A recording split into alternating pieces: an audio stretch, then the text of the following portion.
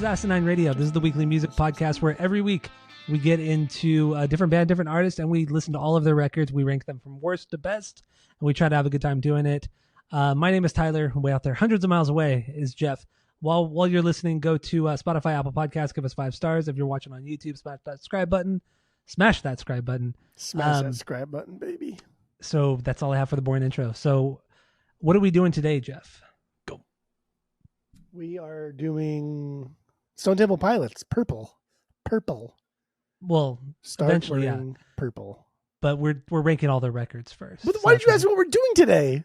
What band are we doing today? What band are we ranking today? When you never asked me like fucking what we're doing. You said, what were we doing today? I change up one thing. It's a very broad fucking thing. I change up one thing to the format, and you completely malfunction. Like, what do you mean? What are we doing today? Like, what are you doing? Like after the pod? Like, what are we eating for dinner? Like, I don't know what you're saying. Like, here we go. So that's on this is the beginning. You. This is the start of 90s season on the podcast. We've got 4 episodes of 90s bands that we're doing. We're starting with this, obviously, and we were inspired to do this. Set of 90s bands. Exactly. And we were inspired to do this band specifically from a listener of the pod, a friend of the pod. I don't know his real name, so I'll just call him White Zombie. That's what his. We love taking requests apparently because buckle up, White Zombie. Buckle up, Mr. Zombie. Here we go. So yeah, we're doing Stone Temple Pilots. They have 8 records. We're gonna rank them worst to best. We usually start with the 6 Degrees of Tom DeLonge, which I did not do, but it'd be pretty easy anyway. So let's jump right into this. What is the worst Stone Temple Pilots album? Go. Scroll. There we go. Yeah, the fucking worst. Easy money. Perdida. Their 8th record, their last record, 2020. What the fuck is this, dude? This is what are you doing here? Churchy ass shit here. I fucking hate how well received this was, and I also hate how well received some of their other albums were because it's super obnoxious. But this is I don't know, man. Like, just because you have a bunch of fucking singers that keep dying on you, like, don't go soft. And on reviews, even though this album is also very soft, it's just so fucking generic. It's so generic, even for a pop rock band at this point, which is fine if you want to be a pop rock band, because the album of the week that we're doing is a pop hard rock record anyway, which is fine, not a big deal. But like, do it well. There's not a lot of strong melodies here, like straight up. And if you're going to like do something like this, I'm also pouring a beer at the same time, so multitasking, dude. If you're going to do something like this, it's so like avant-garde and out of the blue and so crazy and throwing like strings and clarinets and whatever the fuck they do here, who cares? At least throw in some strong melodies, which Stone Temple Pilots has really never been known for strong melodies. It's true. And this is a perfect example of just like, dude, stop.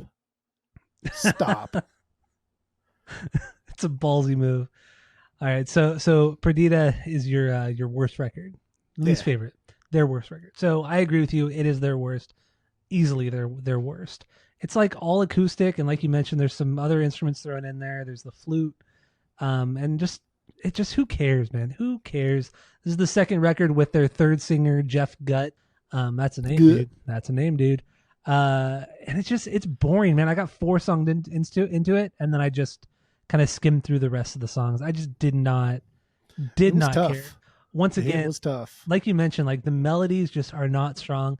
Even I watched a couple of videos with Chester singing, but when it comes to Scott and Jeff, like their melodies are not very strong. They're not very, very strong at all. This album sucks. It straight up sucks. This is their last record they put out in 2020. I don't care. Let's move on. What do you got for number 7? Go. I will say too, man, as time goes on, as more like purging happens from my collection, as I really sit down and think, I like this record. Do I love this record? Do I love every song on this record? Linkin Park keeps getting thrown in the mix of bands that are just fucking pretty dumb. Even Hybrid Theory, like, it's just like, I get it. The Hybrid Theory is fucking dumb. It stupid. Is, yeah. Objectively, it's very dumb. At least it's nostalgic. But even then, when I throw it on, it's just like, man, this is dumb. Like, I'm feeling more and more disconnected from Linkin Park. Agreed. As the years go on. And, did you get rid of Minutes to Midnight? You purchased I it? never had Minister Midnight. Wait, what's the one you Garbage. had? I had the other one. I don't remember what the fuck it is. But you purchased it, I assume? No, I actually listened to it again several weeks ago, and it was Okay. really good. Wait, what is the But I would keep. Fuck, man. What is that? Oh, yeah, whatever. If we can't remember, whatever. Continue. If we can't remember, whatever. Who cares? Stone Temple Pilots. I guess their second self-titled record, 2018. Jeff Good. Yeah, I don't know. I guess the biggest takeaway from this was the song "The Art of Letting Go." This sounded like a fucking Chester song. He was singing like Chester. This sounded like a song that like later Linkin Park would have done, and that's really my biggest takeaway from this. Otherwise, I just don't fucking care. I don't care that you got a new singer. I don't care that he's a good singer, because like, who cares? Who cares if you have a good singer that just auditioned into your band that is already mediocre at some point? I don't care. Mm-hmm. My next two, I have like little to no notes written because I just don't fucking care. Yeah, I get it. But I would still rather listen to this than Perdita. Perdita was absolute garbage. That was just, yeah, I agree with you. So my number 7 is the self-titled from 2010, though. Their sixth record from 2010. The last with Scott Weiland before he died in 2015. And this one just felt really boring. It felt very uninspired, and it was very, very boring. I hear a lot of Aerosmith, type songs on here. I'm not a big fan of Aerosmith, never have been. I mean, they have some good songs here and there, but otherwise I don't really care. And that's how I feel about this record. It seems very, very disjointed. With the way the songs flow, and just between Scott just didn't sound like he just phoned it in. He phoned in all the vocals on this one. He just did not give a fuck. And then you read about like how they recorded this, and the DeLeo brothers recorded everything and then sent him pretty much the final songs, Scott the final songs, and then he just sang over whatever was already written. So there wasn't much of a collaboration, which whatever, that could be fine in some cases, but in this one it just boring. It just bad. I remember nothing from it.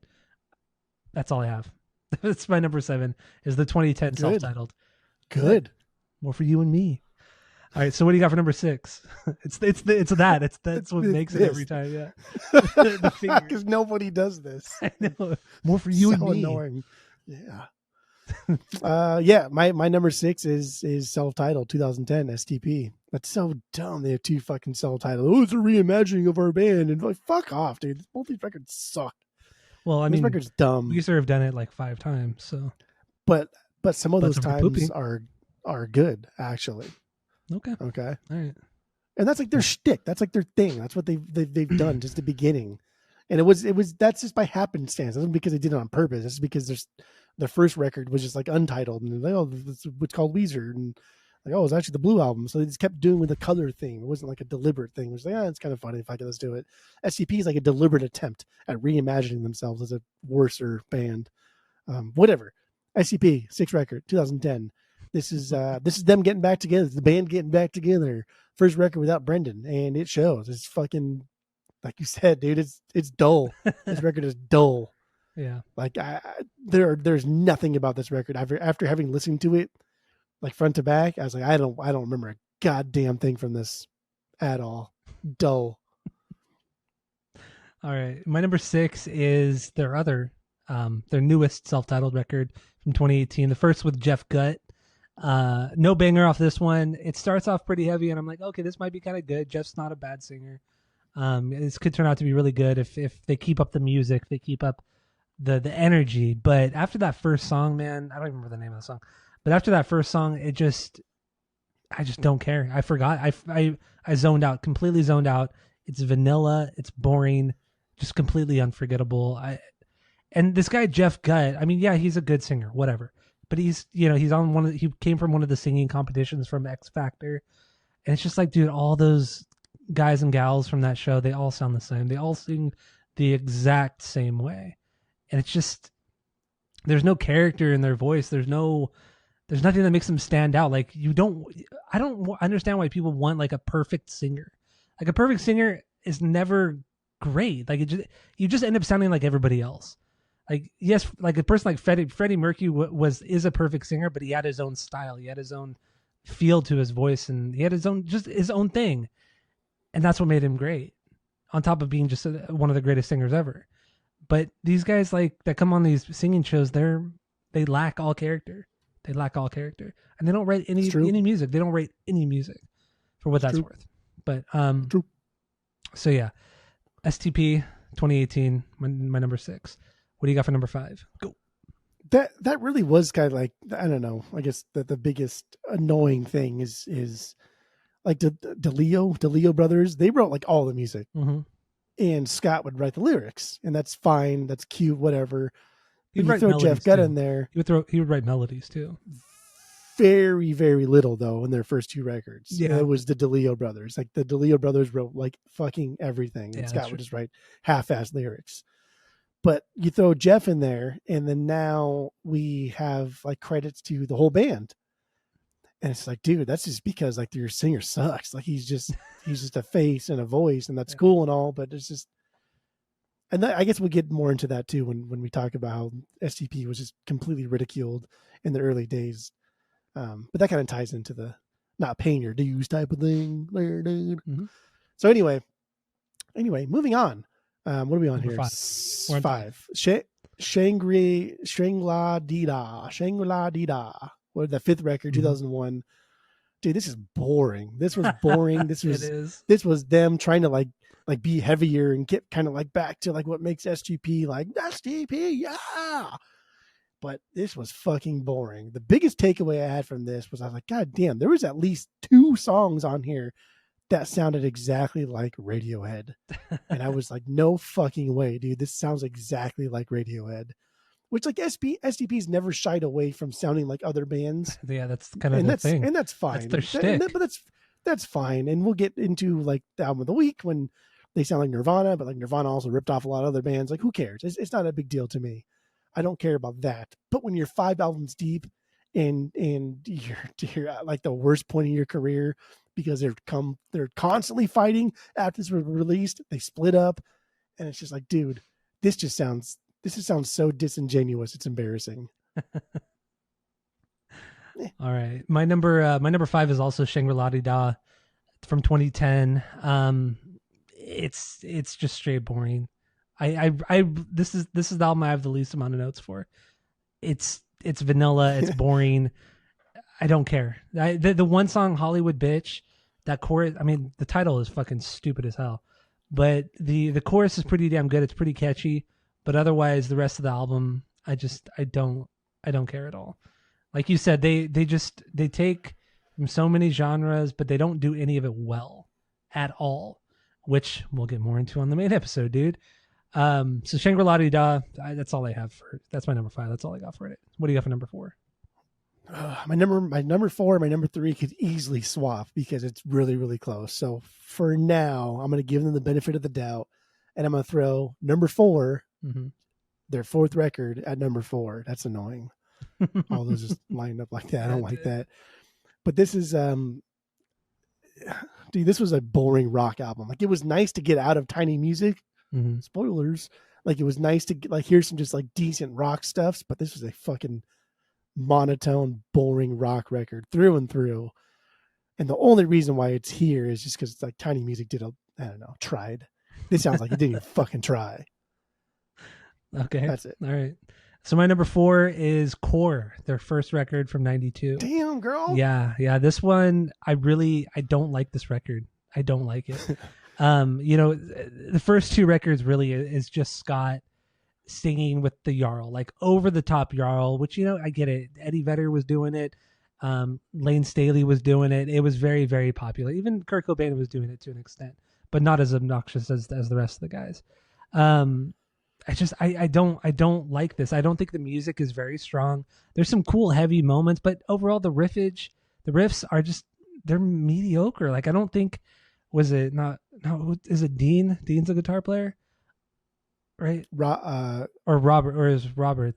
Robert's the bass player. Yeah, his brother's guitar player. So Dean is the guitar player. I don't think he's that great of a riff guy. Like, he plays a lot of riffs, but they're not memorable. They're not catchy. They don't go anywhere. He loops a lot of things, and that's just what this is. Like, it's just a lot of mid-tempo, overly distorted guitars that just really don't go anywhere. I guess if I had a banger, it'd be Sex Type Thing. That's kind of a cool song, but otherwise, I don't get it. I don't get. I'm sorry, Mr. Zombie, Mr. White Zombie out there who wanted us to do this.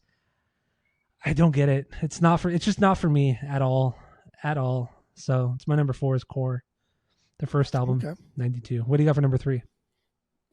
So like now we're in the top 3 here, but that doesn't mean that I'm thinking like these are great records, because we're not even at a 2 yet. We're not even fucking close to a 2. But Tiny Music, Songs from the Vatican Gift Shop. That is my number 3. That is their third record, 96.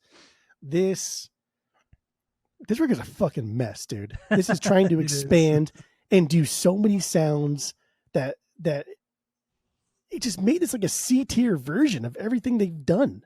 And they already do like a B tier version of other sounds. Like, this is fucking terrible.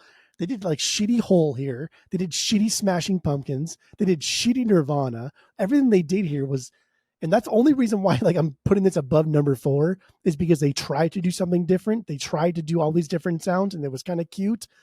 But my God, at best, this is boring alternative rock. Like, at worst, this is an embarrassing attempt at pretending you're a great songwriter.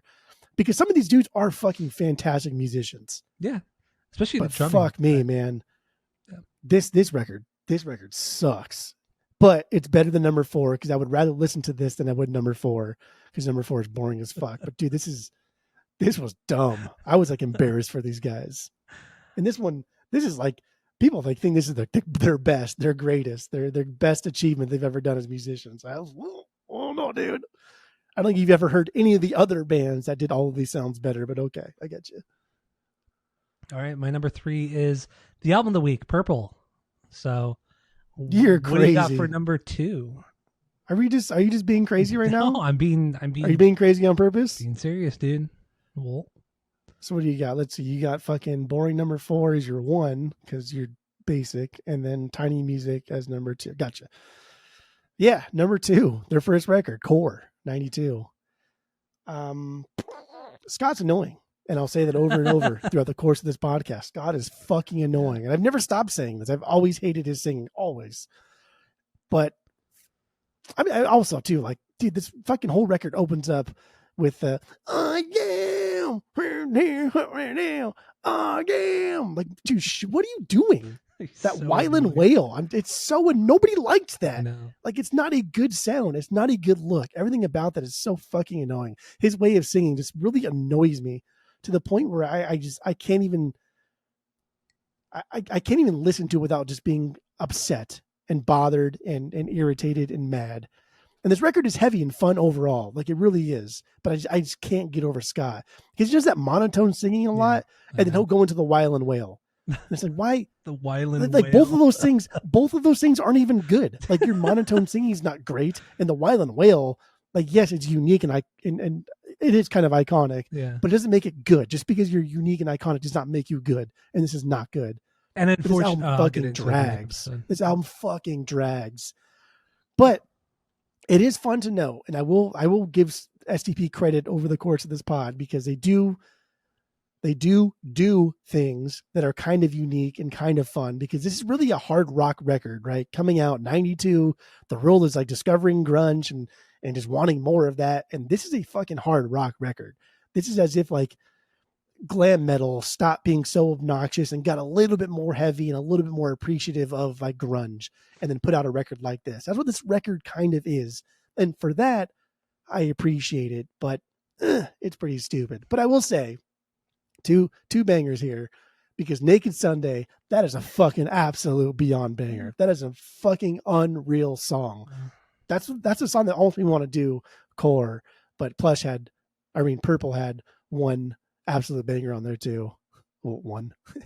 But also Plush. Plush is a rad song, dude. Like, even if you can kind of just get over Scott's vocals, it's a pretty dope song with like a unique riff pattern, like something that guitarists just weren't doing in rock music at this time.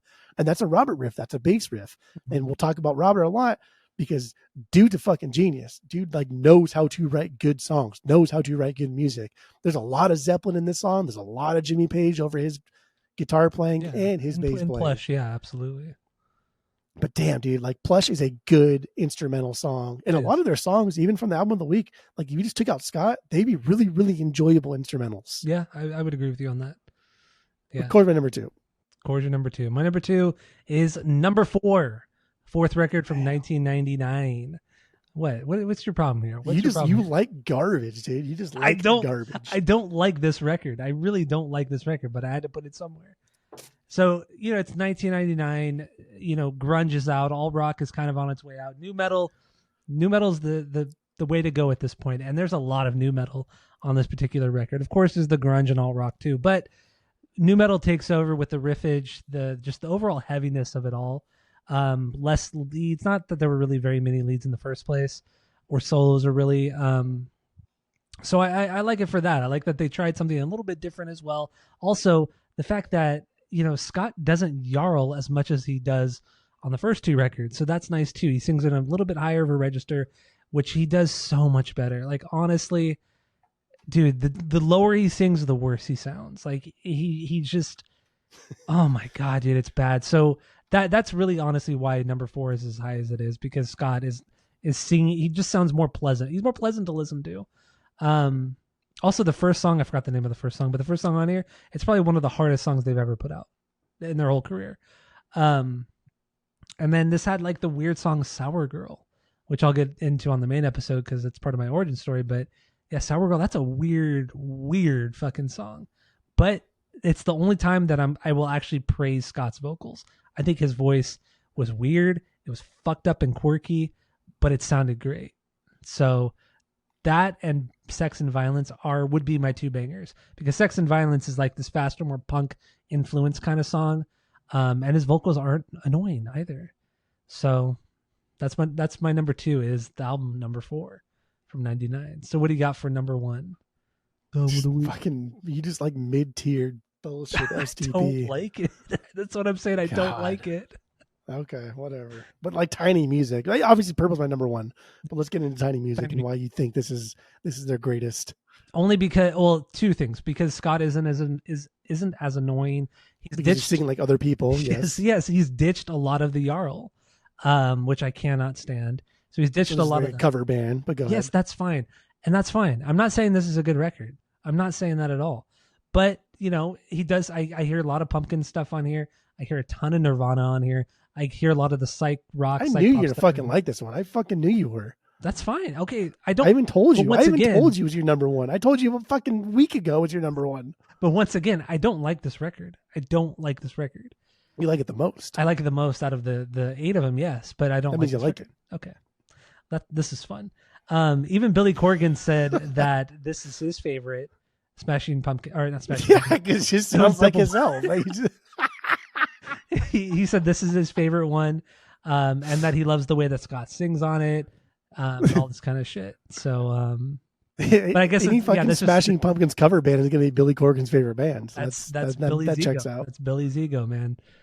So he just loves himself. But damn, I love Billy Corgan. We should have just done Smashing Pumpkins. We should have just done fucking Smashing Pumpkins. 90s season, we started off with STP. What the fuck were you thinking? Dude, we could even extend 90s season and do their new record after we do the 4 episodes. I don't know. Their new album comes out. We could do that. The new album comes out this week, so August 2nd. We could do that. But we'll talk about it off the pod. Yeah, Tiny Music.